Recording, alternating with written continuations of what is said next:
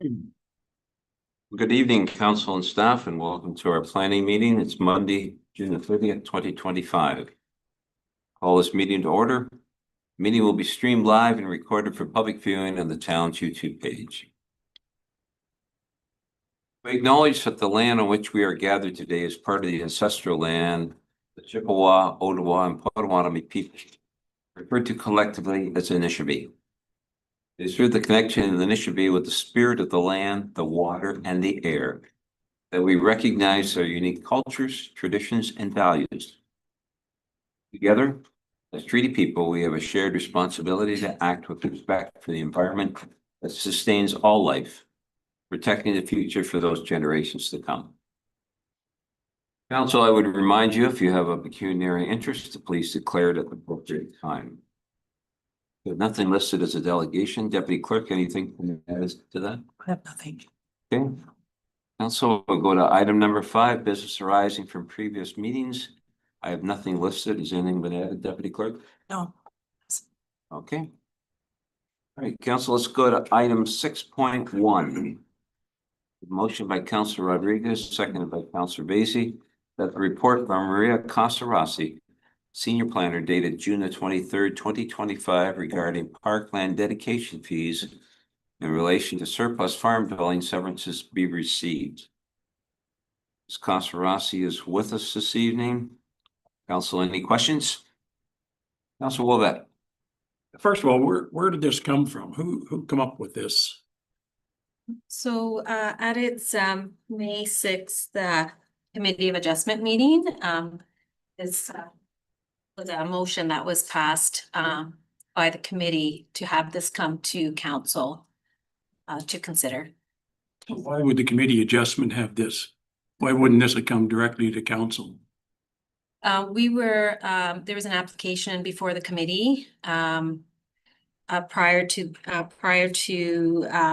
this meeting and at this meeting for a severance, a surplus farm dwelling severance. And so the question was raised as to why parkland dedication fees were not a condition of the recommendation for approval. Okay, I did read it in depth. Personally, I don't agree with it whatsoever. I think it's silly. Why would we stick another $1,000 on a farmer that probably wants to sever off a surplus dwelling and probably doing us a favor and maintaining a tax base for us, then turn around and have to pay park fees? I don't see it as a development deal whatsoever. We sever off one lot that, by the way, has already been there for who knows, a couple hundred years. Like, it don't. To me, I know some other communities are doing it, and that's fine. That's what they do. But I'm just giving my personal. I just think it's ridiculous. I think it's just a money grab. Councilor Basie? Yes, at that meeting, there was discussion the fact that because it's a new residential lot, like every other new residential lot, that the fee should apply to it. It's not. I guess the discussion was whether, like, it's not, if he's severing it off, that's not the one he's living on. So it's creating a new separate lot and retaining the farm section of it. So there should be a fee added to it. That was the discussion, and that's kind of where we got to here, is why wasn't there, or should there be, or shouldn't be, so that it would come to council so we could discuss it. But what you're doing is farm consolidation. You're taking the rest of that farm and you're forcing it to be connected to another farm under consolidation to even allow the separate. So you're really not producing a new lot. It's already there. What you're doing is protecting farmland by connecting it to consolidation. So it really doesn't produce anything. It's already there. Now, yeah, to me, it just didn't make sense. That's all. Maybe it's just me thinking that way, but I just don't see the benefit in trying to get another $1,000 out of the farmer. Councilor Basie? I would question to you, would this farm have been paid a fee for Parks and Rec in the beginning, way back when it was established? To my knowledge. So it would never have would never have paid a park fee now, so it is a new residential lot. Not getting charged that fee when every other lot is, so. Like I say, that was the discussion, that's up to us to decide yay or nay, but because we have so many of them going on, it was felt that it's something we should discuss because it's money that Parks and Rec's losing out on. Deputy Mayor? Yeah, it came up at the last Committee of Adjustment meeting because when creating a new lot, you're allowed to charge a 5% parks purposes fee. You say that maybe the poor farmer were asking for another $1,000. Well, it's not the poor farmer that's paying most of these fees if we were to apply them. It's usually a conglomerate who is trying to get rid of surplus but dwelling that isn't any good to them. So that doesn't quite cut with the poor farmer. It's the big business ones who are making money on these farms that actually the farmer who originally had it, they're the ones that should be allowed to capitalize on severing a surplus farm or dwelling on it. I'll stop there, but I don't agree with not charging for a new lot. Councilor Rodriguez? Thank you. Yeah, I agree with the staff report that we shouldn't be charging it. This doesn't exist, and quite frankly, I get the whole thing's kind of complex, if I can say it that way. Because the only rezoning that's happening is the farmland. The farmland is getting a special designation put on it of no dwelling, so it's never going to be allowed to be developed. And the the residential parcel is actually still zoned agricultural. It's just going to be a residential use. It's an existing. So quite frankly, the way I look at it, it stays the same, exactly the way it is. There's nothing new here. And just the farm parcel is getting a rezoning put on it. So I see no change whatsoever to trigger this, and I would agree with your. Deputy Mayor? Well, when there's a rezoning, yes, but when let's say there's a surplus dwelling severed off an 80-acre, maybe 50 or 70-acre lot, and that 70 acres is joined onto another farm parcel, that one doesn't need to be rezoned. So that would be creating a new lot, and that's the one that, because they're going to be able to build a new house on that, right, Maria? On the one that if they add it to another parcel, they will be able to build a new house on it. It doesn't need to be rezoned. We would have to look at the particulars of that specific case, and it may very well potentially could be looking at a number of factors there. So yes, it's potentially that if it's amalgamated with another farm however, we would need to look at that specifically because the policies are clear that if you're going to sever a lot, that the retained parcel is no dwelling agriculture. It needs to be rezoned. So I would need to look at the particulars, not that I don't want to provide you a cut answer. I just don't have that without knowing the full scope of what you proposed. Each one should be dealt with on its own merits anyway. I would like to just one comment, Your Worship. So this is a power that is discretionary in terms of the council has the authority to implement the parkland dedication fees for severances. So this is why, the other reason why this is coming to council, because council is the only one has the authority to make that determination. Any further questions? Councilor Basil? This last thing that they say nothing's happening, it's like chicken and the egg. What was there first, the farm or the house? And we're severing off the house, keeping the farm. Well, it's one or the other. We're not putting farmland dedication on the farm. But the residential lot is what we're trying to. You know. It's never paid it. It's a new lot, considering, or it's a new farm. Mr. Sabansky? Thank you, Your Worship.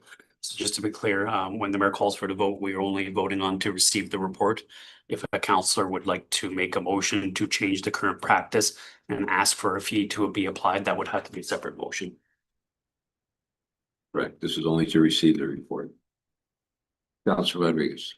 Thank you. I just want to add, I mean, all the policies are separated for these surplus farms. They're not the same as creating new residential lots. You have a whole separate policies in place for those. So I think under its own umbrella, again, the only thing new here is the farmland getting a new zoning designation. Nothing is happening on that existing house. And that's the way I read it, so. Councilor Wabet? Well, we fought long and hard to get surplus farm dwellings to be able to be severed. We fought hard for that to benefit us. Benefits us because they tear down the building, tear down the house. We end up with nothing. We end up with no based property taxes on the property. That's all. It's gone. Farmer may just plow right over top of it and disc it up, and that's it. That's what you end up with. So here we are, at least we're maintaining a lot that already exists. No matter what they did 100 years ago or 200 years ago. This is now, and that lot's been there, it's been maintained, the house is there, whatever, and it benefited us, so I just think it's just, another tax is what it is, and what have we done? Half a dozen farm severances since we introduced this new bill at the most? So, $5,000 or $6,000 gonna make or break us? I don't think so. I think I just don't think it's required. I personally, I just don't think it's right. The lot's already there. It already exists. You're not changing anything. And as far as park fees go, we do well with other things, development fees, park fees. Parks does very well from other sources, so they don't need another $1,000 on a farm severance, and there probably won't be that many of them in the future, to be honest with you, because there isn't that many out there to be had. Councilor Van Claveren. Thank you, Mr. Mayor. I could see where the committee are trying to be consistent when something is created.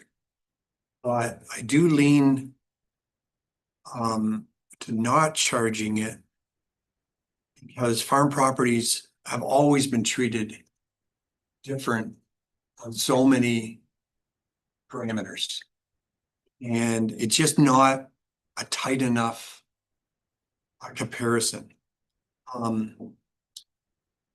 Just as a side note, also, I just learned this week that you might be interested is that a landowner, if they have success and are able to sever one property, they're limited to that. They cannot sever another property. So if they have another surplus home or half a dozen surplus homes, presently they're, as to our provincial standards, they're not allowed to. Isn't that right, Maria? Yeah. So it's just interesting. I'm not necessarily finding fault with that. It does seem that if there's a principle in place that if it's surplus, that there's mechanics that you can make it happen and you get a severance. Why they limit it to one, I'm not sure. And then who are they exactly limiting? So if it's a corporation that owns some property and are successful, does that limit just that corporation? What if there's a number of corporations, or within a household, a husband severs one property, wife severs another? I wonder what that kind of looks like. I don't know if those are questions you can answer, Maria, but I'd just be interested to hear that. Yeah. Through your worship, it's not a question I'm able to answer today. The provincial planning statement is clear that it is one per farm consolidation. And at this time, the position, the planning position is that is what will be maintained until a further direction or information can be garnered that would change that position. But at this time, the provincial planning statement does not usually list numbers or limitations and restrictions in terms of numbers. And in this case, it has been very specific in its reference to a specific number, so that at this time, this planning's position that be maintained. So to follow up, if I might, back to what you'd said, Councillor Wolvette, you know, we've had 5 or 6 severances. And if they're limited, that's gonna cut back even more, because often it's the multi-parcel owners that this would affect, that they would have these surplus homes, so. Yeah, so I would probably lean to, it doesn't work in this setting. Councillor Vacy? Yes, the poor farmer that's severing this off is now making $500,000 to $750,000 off the lot that we're allowed for him to create. You can't tell me they don't use Parks and Rec. You can't tell me they don't play ball in town. You can't tell me they don't go to the beach that we provide. And that $5,000 that we would have collected would help pay for the new parking lot that we're getting screamed at out at Highland Glen. Sure. So it's, yes, we could use that $5,000. It's not a whole lot of money, but it's more money than we have currently in our budget. So it's, I don't know, I agree with it. I agree to disagree on that. All right, Councillor Rodriguez, now we're gonna, I just know from some of the bigger stuff and, you know, on even value added services and stuff. I mean, a lot of these farmers are having to get creative. There's a problem with passing down the generations and hanging on to these farm parcels and consolidation. You know, needing to raise capital. They don't want to be landlords. Like, there's all kinds of reasons why surplus farms became necessary to hang on to that farmland. And it was a good compromise as far as I'm concerned, because you're now guaranteeing that farmland in perpetuity. Judy. Thank you. Councillor Bolger, anything from you before I move on? No, I have nothing really else to add. I get both sides, but I keep coming down to, we're not creating a new house. So it's. I know. Okay, call for the vote. All those in favor? What do we- This is to accept. To receive. This is to receive. I'll reread the motion. Yeah. Moved by Councillor Rodriguez, seconded by Councillor Veda, the report by Maria Casarasi, Senior Planner dated June 23rd, 2025, regarding parkland dedication fees in relation to surplus farm dwelling severances be received. This is to receive her Question. So this is just to receive the report. So at some time, does it come back? So staff's recommendation was to not proceed. So if council receives the report, there is no decision being made. If council did want to direct staff to amend the fees bylaw to incorporate this fee, then we would need a second motion after the report is received. Okay. So, Mr. Sabansi, could you explain how, if you want to receive it, you vote in the positive? If you Yes. don't want it, you don't vote. Well, We're just, motion on hand work means nothing. is just to only receive the report. So whether you choose to receive it or choose to reject it, it still ends up in the same location. So today you're just receiving the report. If you want to add this fee to our fees bylaw, a second motion will be required. Whether that is today or another day, a second motion is required. This is strictly to receive the report. No action will be taken based on this vote. Thank you. As long as we got clarification on that. Everybody's clear? Okay, all those in favor? That is carried.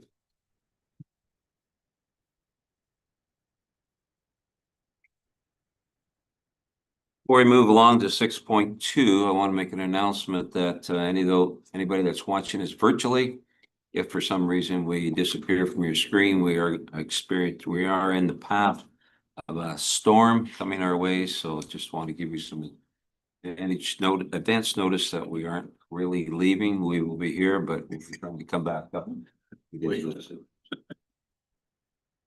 All right, Council 6.2, moved by Councilor Vaizey, seconded by Councilor Rodriguez, that the report by Mackenzie Baird, planning technician, dated June the 19th, 2025, regarding Sundance Estate subdivision, bracket 38T-24001, street naming be received, and the council approved the proposed names. And Mr. Baird is here. Any questions? Hearing none, I'll call for the vote. All those in favor? That is carried.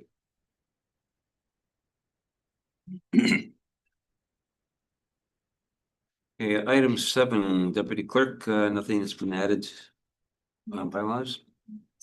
Okay, let's go to 8.1. So correspondence, action required. Moved by Councilor Rodriguez, seconded by Councilor Vaizey, that the report by Maria Casarasi, Senior Planner, dated June the 19th, 2025, regarding the draft plan of condominium 30HC-21005, Sawmill Creek Holdings Limited, be received and endorsed by council, and that staff be directed to advise County of Lambton that there are no concerns to granting a 1-year extension of the draft plan approval. Council, you've had a chance to read that report. Councilor Rossi is here if there are any questions. Councilor Rodriguez? I read the report and I realized there's new ownership and there's an intent to move forward. Are there active things on the go right now, or are we just putting that on paper that we're, because quite often we see extensions and we know we have a downturn in the economy. Through your worship, yes, it's our understanding that they are actively working, their engineers, Landex Developers, who's also the representative, on revising some plans, and they have been with staff to commence discussions. We haven't set a date for the discussions and further consultation, but it is our understanding that they're actively looking to move forward. Further questions? Call for the vote. All those in favor? That is carried.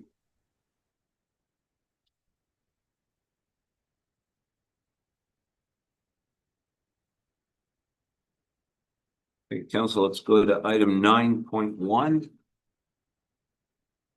motion by Councilor Vaizey, seconded by Councilor Rodriguez, that the correspondence items A to E relating to recommended reading and routine approval and information items not otherwise addressed by resolution be noted as received by the Plympton-Wyoming Council and filed accordingly. That's items A to E. To my left, anybody want anything to pull or recognize? That would be the side. I just want to know about OPA 57. I wonder if maybe when somebody is referring to having comes into effect now, maybe they refer to what that OPA 57 is, because I don't feel like going through all these agendas to find out which one it was that was just, you know, Second. come into effect. Because I don't know what it's about. Could they maybe add a little, oh, Mackenzie, could you maybe add, you know, something to tell us what it's affecting? Yes, moving forward, we'll do that. OPA 57 is the short-term rentals OPA. Okay, thank you. Good. Now I know. We all know. Yeah, well, we all know. anything else to my left? To my right? Councilor Rodriguez. Thank you. So will I do second? The deputy mayor said too, because I was like, what is 57? If we go through so much stuff, it's hard to put it all together. But item E from Will Nye Winning on the far lot size memo. I guess I was trying to put it in context because we have I think a public meeting where they mentioned something about 38 hectares. And I was trying to figure out in context what it had to do with that public meeting, and I don't know what, if it was any of this, so. But unfortunately, I guess Will's not here. I did see him. Will will be returning at 6 o'clock. Oh, I can't really ask. Maybe Maria could answer that.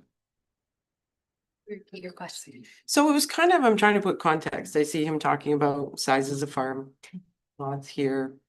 Because the whole point is we really shouldn't be focusing on a certain size in order to, because we have a lot of smaller parcels and and then in one of the public meetings, there's a mention of a 38 hectares is still under appeal, but I didn't know what it was for. And I'm just trying to put all the pieces together, kind of what he's trying to talk about. So through your worship, so the differentiation is that staff have long held to the policy of the 38 hectares. And there is a bit of a shift in interpretation and introducing a bit more flexibility. The 38 hectares specifically for staff now is in the creation of new farm parcels. So when we are looking at potentially surplus farm dwelling severances as an example, we've long held with the 38 hectare.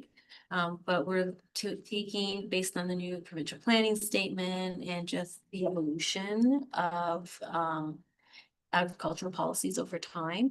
We're just looking at it from a more holistic approach to determine, the number of productive acres in that parcel, and is there really an impact to agriculture overall? Looking at, some of it will be on a case-by-case basis. We're not going to be assigning a specific number to it. It will be on a case. Asking for more information from the farmer wanting to do severances for whatever reason. So it's just to introduce an element of more flexibility in the interpretation of the 38 hectares, maybe more associated with the creation of new farm facilities. Gotcha. All right, thank you. Anything further? I'll call for the vote. All those in favor?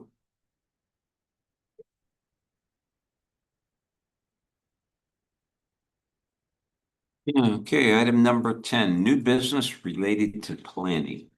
Councilor Rodriguez, anything from you? No, but I did want to say, it's the whole letter thing where county endorsed our resolution, so thank you for that. That would be. All right, Councilor Basie? Nothing at this time, thank you. Councilor Bojan? Nothing for planning, thank you. Deputy Mayor? Nothing else. Councilor Van Clever? Thank you, sir. Councilor Wilbet? I would only just mention that construction for our new lights are. Is that planning? That is planning. We've been planning it for 2 years. We point by planning for 2 years. Just an update. 2 years planning. I'm sure Mr. De Silva is watching this. Thanks. All right, let's go to item number 11.1. I have a motion by Councilor Vaizey, seconded by Councilor Rodriguez, that bylaw 65 of 2025 being a bylaw to confirm all resolutions of the council meetings held June the 30th, 2025 be taken as read 3 times. Finally passed, and the mayor and clerk be authorized to sign the said bylaw accordingly. All those in favor? Carried. And a motion by Councilor Rodriguez, seconded by Councilor Bojan, that the regular planning meeting be adjourned until the next regular planning meeting on Monday, July 28th, 2025. All those in favor? Carried. For those of you that are watching at home, this meeting is concluded. We will be starting back at 6 o'clock for the first of 2 public meetings, one at 6 and then one at 6:30. Thank you for being with us, and this meeting is adjourned.